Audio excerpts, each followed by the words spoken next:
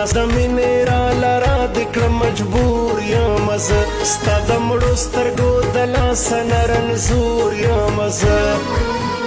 لاس د مینې را لرا د کړه مجبور یم زه ستا د مړو سترګو د لاسه نه رنځور یم زه ستا د مړو سترګو د لاسه نه رنځور یم زه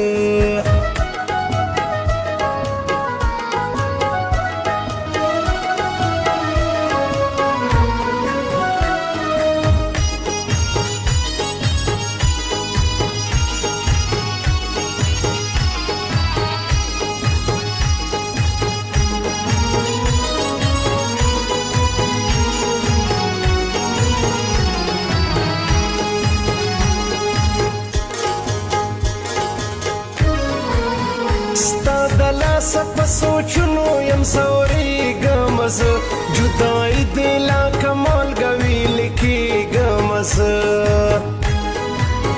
ستا د لاسه په سوچونو یم سوریږم زه جدایي دې لا کمال ګوي لیکېږم زه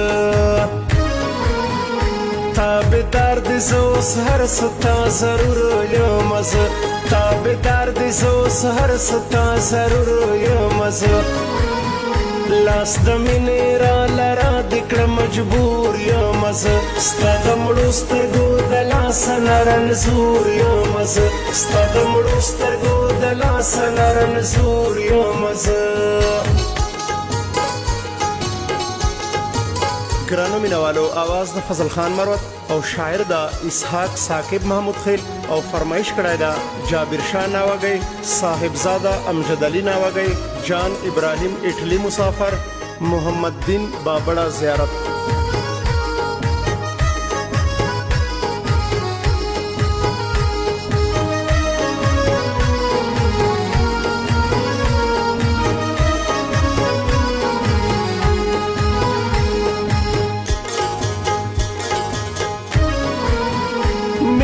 نشته ټایم پاس دی او دوکې نن سبا مطلب وکړي بیا یې نه وینې چهرې نن سبا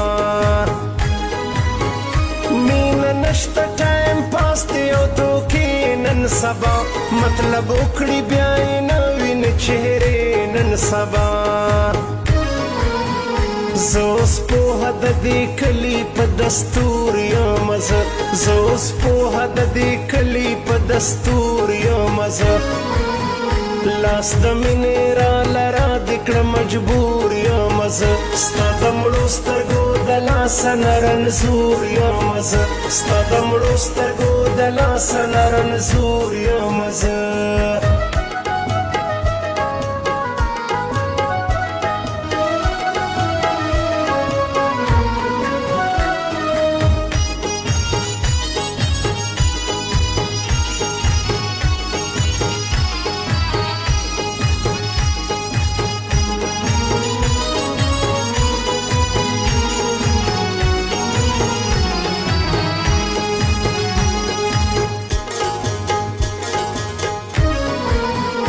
سر می سپین شو تل بناستم ستا دیدن ته لیلا مسافر شوم درنه لاړم بل وطن ته لیلا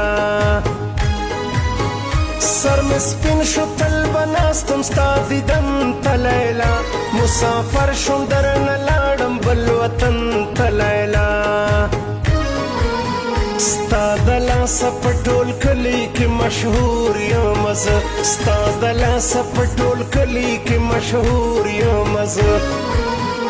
لاس د مینې را لرا د کړه مجبور یم زه ستا د مړو سترګو د لاسه نه رنځور یم زه ستا د مړو سترګو د لاسه نه رنځور یم زه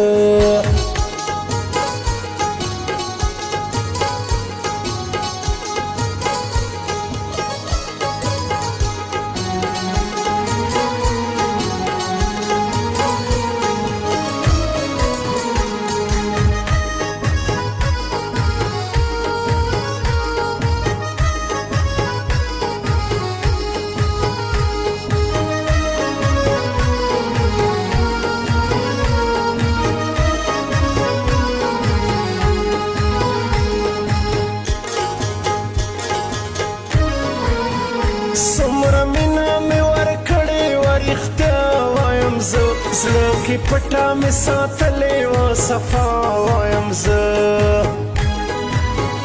څومره